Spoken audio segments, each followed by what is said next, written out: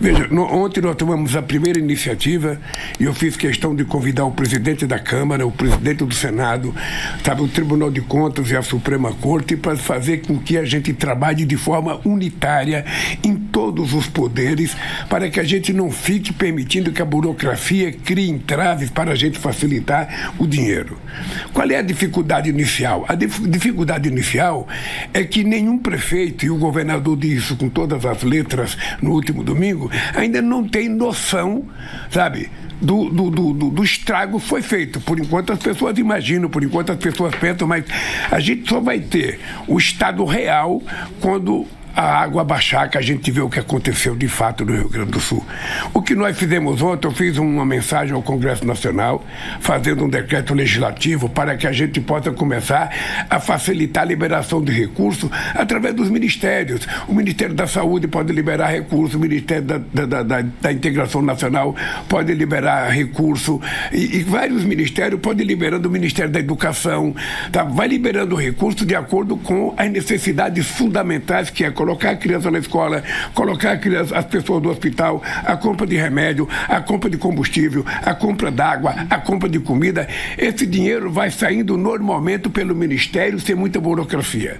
Agora, eu espero que esta semana o governador do Rio Grande do Sul, ontem eu conversei com o Haddad e o Haddad ficou de ligar para o governador para eu convidar o governador para vir ao Brasil, para vir a Brasília, para que a gente possa saber se ele já tem os números grandes, os números que são, se não o total, pelo menos uma coisa muito próxima do total, para a gente começar a discutir no Congresso Nacional. Quero começar também, Karine, dando a minha solidariedade ao povo gaúcho, porque não se esperava tanto sofrimento em tão pouco tempo para o povo gaúcho.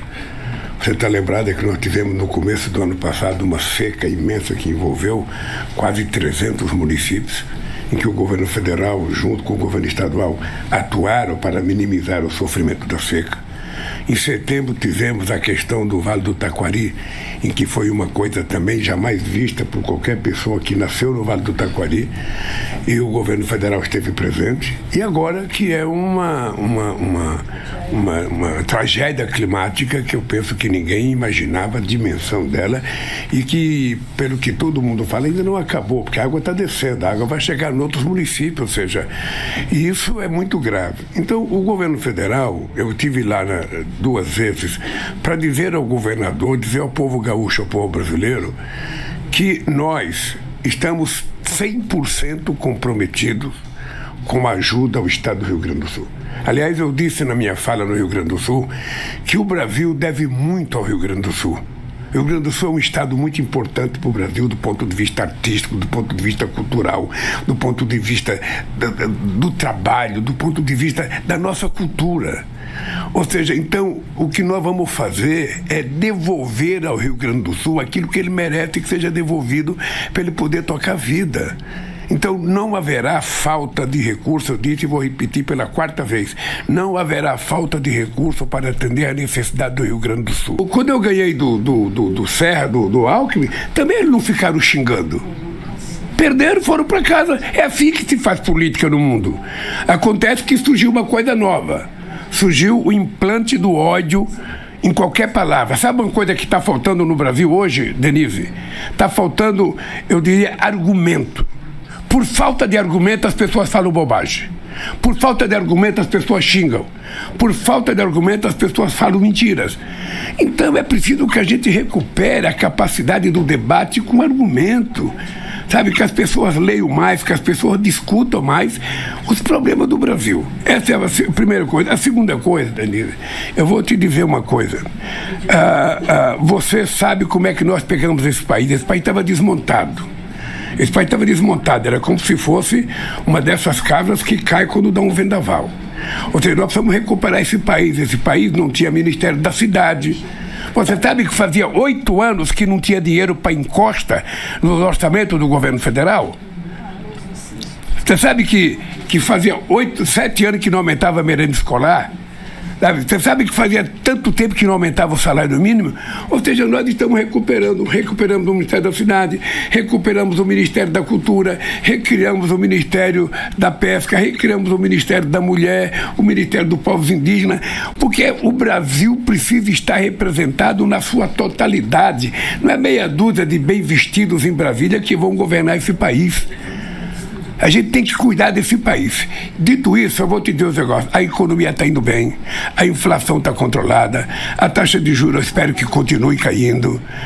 Sabe, os investimentos estão acontecendo. Fazia dezenas de anos, Denise, que a gente não ouvia o anúncio que foi feito na Anfávia pela indústria automobilística. 129 bilhões de reais de investimento, a sua grande maioria até 2028.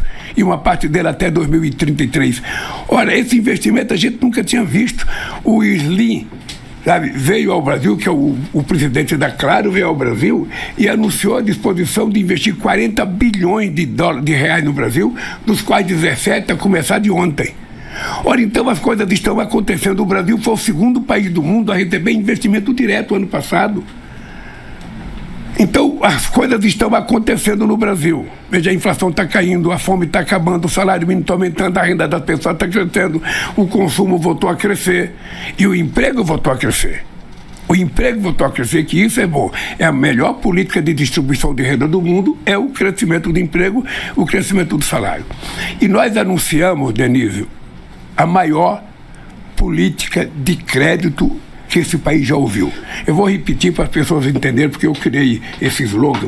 Nunca antes na história do Brasil foi anunciada uma política de crédito com a magnitude que nós anunciamos.